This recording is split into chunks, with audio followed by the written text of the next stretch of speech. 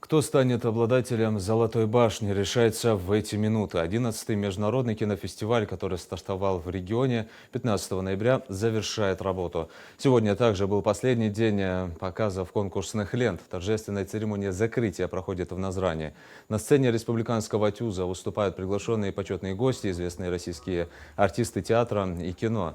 В мероприятии принимает участие и глава республики, а профессиональное жюри готовится объявить решение, чья работа признана лучшей и достойна золотой статуэтки. Напомню, в этом году на «Золотой башне» представлены работы режиссеров из Кубы, Бразилии, Белоруссии и России в 9 номинациях. А перед церемонией закрытия прошла пресс-конференция. На ней подвели итоги фестиваля, достижения и результаты работы за эти 11 лет.